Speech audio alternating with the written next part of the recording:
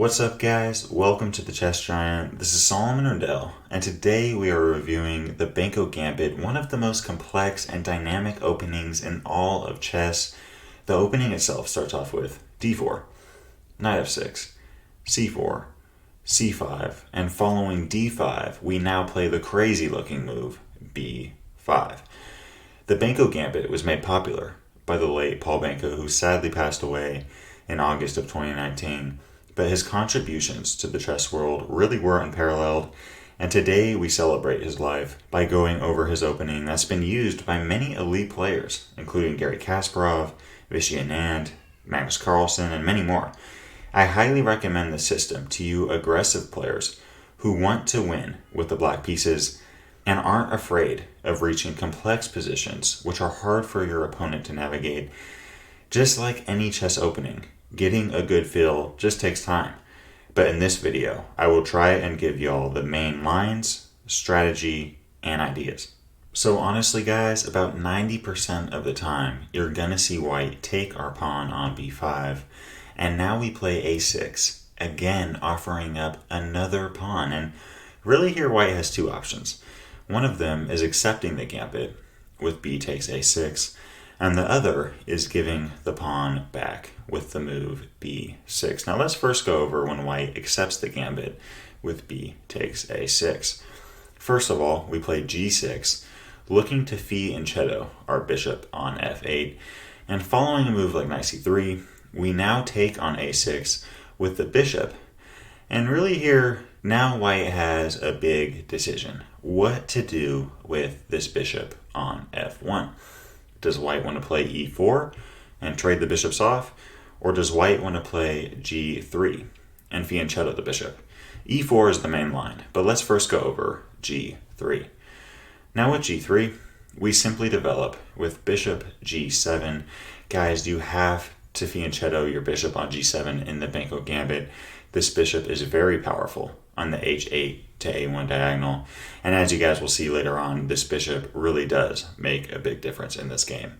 So following bishop g7, we now see knight f3, and now we just continue to naturally develop with a move like d6, and really no matter what white does. The next move, we're going to play knight bd7, followed by castling, and now after a move like castles, we can activate our queen with queen a5, and following bishop d2, play a move like rook fb8.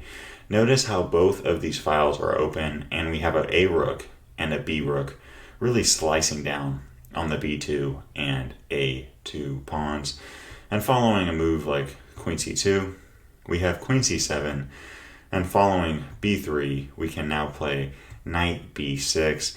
And I really do like black's game here. There's eventually c4 ideas. Black can always play knight g4, looking to reroute the knight to e5, as well as activate the bishop on g7. I like black's game here. The other option, as I mentioned, was e4, looking to trade the bishops off, and here we take the bishop, and following king takes f1, we now play d6, and following a move like knight f3, we now fianchetto our bishop on g7, and following g3, we castle, we next play knight bd7, and following rook e1, we put our queen on that a5 square.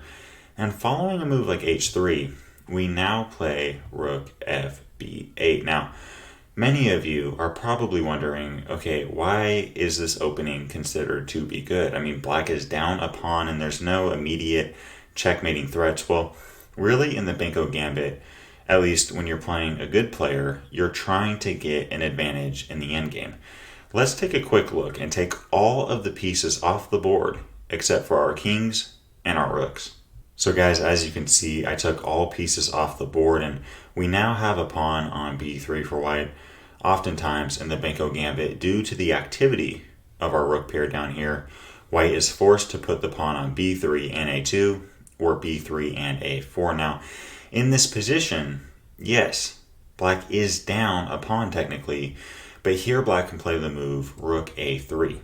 And if a move like rook eb1, which is really the only move here that holds on to a pawn, at least in the near future, we can now play rook b4. And yes, guys, after a move like f3, white is up a pawn, but for what reason? I mean, I personally would much rather be black with an active rook on a3, an active rook on b4, opposed to having two rooks locked in on a1 and b1. In order for either of the white rooks to get out, black is going to win a pawn. And one thing that I forgot to mention is the fact that black has one pawn island. Notice how all of black's pawns are all connected, side by side. Very strong pawn structure that is really hard for white to break here. On the other hand, white has two pawn islands, one of them including the a2 and b3 pawns, which are very weak when the endgame comes around. After the move rook a3, another option is rook e2, trying to defend that a2 pawn, but here we just have rook b takes b3, and following a takes b3, we have rook takes a1. And as I mentioned, guys, I just think black is clearly better here. Look at the pawn structure. h7, g6, f7, e7, d6, c5, an active rook on a8, and a very weak pawn on b3, and eventual c4 break ideas. So as I said, if you guys can get a position like this in the endgame, that is the goal of the Benko Gambit.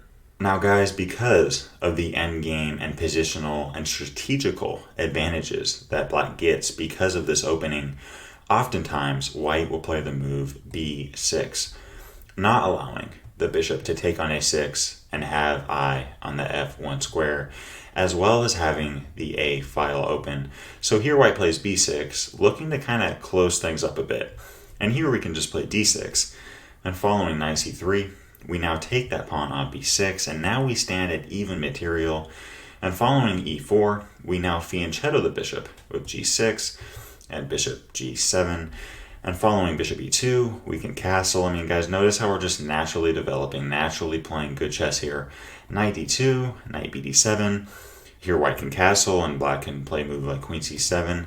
And just to give you guys an example of how a game can go, let's say white plays a move like rook e1. Well, here black can just keep developing with bishop b7, and following a move like knight c4, we can now play knight b6. This knight b6, especially in the clothesline, is a really, really vital option for black, as it really helps black trade down and help this bishop get alive on g7. Following bishop g5, we can trade off on c4, play a move like rook fe8, and following f4, play a move like knight d7. Notice how our bishop on g7 now has just become alive, attacking that c3 knight. And following a4, play a move like queen a5. Here, black has a clearly, at least in my opinion, better position. And really what black has here is flexibility and control of the dark squares. Notice how weak the dark squares are for white. b4 and d4 are extremely weak. The c3 knight is being attacked by two pieces on g7 and a5. And before long, we're going to play a move like knight b6, put a rook on b8, put even more pressure on that b2 pawn. I really do like black's game here. So guys, I appreciate y'all tuning in. If you did enjoy this, make sure to hit the subscribe button so you don't miss out on any of our new content coming out. And as always, I'm wishing y'all an amazing day.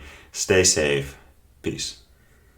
Thanks for watching today's video. If you'd like to watch another one, you can click or tap up here. And I've got a lot more high quality chess content on the way. So if you'd like to subscribe, you can click or tap down here. I really appreciate your support.